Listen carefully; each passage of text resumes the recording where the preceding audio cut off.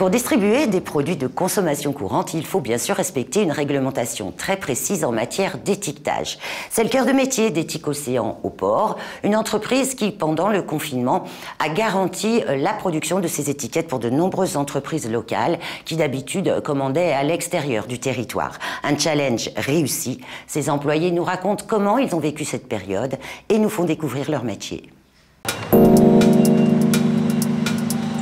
Pendant le confinement, cette imprimante tournait 10 heures par jour afin d'éditer les étiquettes pour le liquide hydroalcoolique fabriqué en local. Mais depuis mi-mai, la demande s'est stoppée net. Alexandre Marianne est le chef d'atelier. Il a vu l'activité de cette machine diminuer de moitié.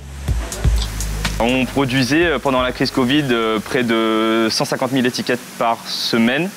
Et aujourd'hui, on est à 30-40 000 par semaine. Le rythme est moins soutenu. Cette machine a tourné en 2/8 pendant le confinement et aujourd'hui, il n'y a qu'un seul opérateur qui vient et qui n'a même pas 8 heures de temps par jour là-dessus. La demande a été forte du jour au lendemain. On a dû commander des outils en métropole pour pouvoir subvenir à la demande. Et dès que la fabrication locale s'est arrêtée, les commandes se sont arrêtées aussi automatiquement. Un marché en moins, mais pour autant l'activité de l'entreprise ne manque pas, car les étiquettes sont indispensables pour commercialiser n'importe quel produit. Ce qui manque en revanche, c'est une visibilité sur le long terme, avec la crainte d'un nouveau confinement. L'avenir, point d'interrogation. On a du travail, on en aura toujours parce que les commerciaux font le nécessaire, la demande elle est là, elle ne bougera pas.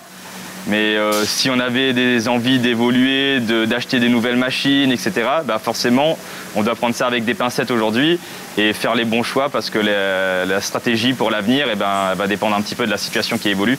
Et personne ne peut nous dire aujourd'hui de ce que fait demain. Et nous, surtout, c'est qu'il faut qu'on fasse attention aux approvisionnements pour pouvoir répondre à la demande parce que si demain, les frontières se referment, nous, il faut qu'on soit là et qu'on ait toute la matière possible pour pouvoir travailler, pour pouvoir subvenir aux besoins de la demande locale.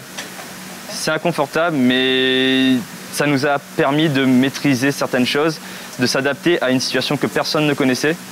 Et ça nous a permis, nous, de se souder, de se serrer les coudes et pour pouvoir y arriver, quoi. Une cohésion d'équipe qui a permis de faire face à la crise. Alexandra, est-ce qu'on pourrait vérifier ensemble, s'il te plaît, le stock de l'étiquette vierge thermique 5845 ? Il faut qu'on voit pour anticiper la production, pour faire des livraisons la semaine prochaine. Frédéric Magnier, comme tous les salariés de l'entreprise, a participé à cet effort collectif.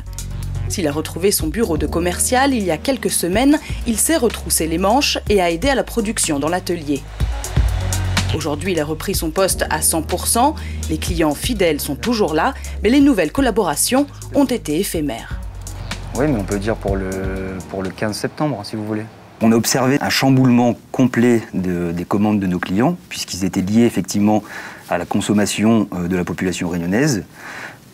Aujourd'hui, ça s'est un petit peu stabilisé, même si on n'a pas complètement retrouvé une activité normale. On a observé aussi une chose un peu particulière, c'est qu'on a eu beaucoup de nouveaux clients qui sont venus à nous, des clients qui jusqu'à présent ne travaillaient pas avec nous, qui avaient des approvisionnements de leurs étiquettes en France métropolitaine notamment, et qui ont remarqué l'avantage en fait d'avoir une production locale. Ça a beaucoup fidélisé nos clients actuels, puisque aujourd'hui, encore une fois, on leur assuré la continuité, ils ont bien compris l'avantage de travailler en local. Mais malheureusement, certains sont déjà repartis sur des approvisionnements hors Réunion. C'est une déception parce qu'on s'est quand même un peu mouillé le maillot, pardon du terme, et puis on a vraiment essayé de satisfaire tout le monde. C'est la loi du commerce un petit peu. Après, là où c'est un petit peu dommage, c'est qu'on a des vraies forces vives et un vrai savoir-faire à La Réunion qui est encore un peu sous-exploité. Et parmi les forces vives locales, la jeunesse.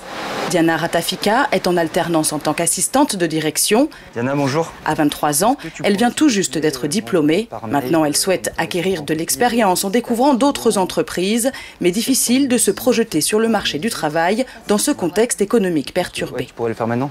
Ok, c'est super, merci. Au début, on se sent un petit peu perdu parce qu'on n'arrive pas vraiment à s'orienter. Avec les crises et certaines entreprises, avec les réponses des amis qui nous disent qu'il y a des entreprises qui ne nous prennent pas par rapport aux circonstances, je pense que la plupart des entreprises préfèrent garder les salariés et continuer à avancer, au pire trouver une solution plus tard. Mais dans un sens, je ne perds pas espoir quand même. On peut quand même trouver une autre entreprise qui pourrait bien nous prendre dans le cas de besoin, même pour être un support au sein de la société, il n'y a pas de souci. Je me dis que ça va passer. C'est juste un moment de passage compliqué, donc si on arrive à le surmonter, il n'y a pas de souci. Oui, Madame Delefly, je me suis Robert. Un état d'esprit positif qui reflète bien les valeurs transmises par l'entreprise, portée par Emmanuelle Delefly, gérante de la société. C'est vrai que chez Éthique Océan, on aime beaucoup avoir des jeunes autour de nous, parce que c'est notre avenir de toute façon. Les former, c'est un vrai plaisir, parce que quand on les voit en plus réussir, effectivement, Diana vient d'obtenir son diplôme, et ben, nous sommes tous ravis. C'est une réussite pour elle, mais c'est une réussite pour nous. Ça veut dire que nous aussi, on a mené à bien notre travail, tous ensemble. Ça fait partie de la culture de notre entreprise.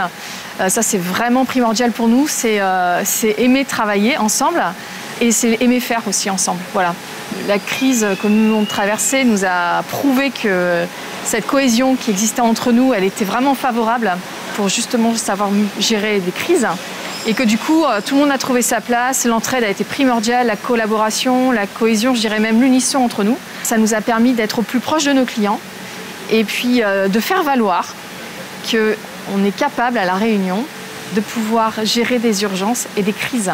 Ce qu'il faut surtout ne pas oublier, c'est le savoir-faire réunionnais et que même si effectivement il y a eu peut-être des pertes, en tout cas à un moment donné, on a eu besoin de La Réunion et La Réunion était là par son savoir-faire. Si les conséquences économiques de cette crise sanitaire sont désastreuses pour certaines entreprises, d'autres, comme Éthique Océan, ont participé à leur niveau à la survie de l'économie locale.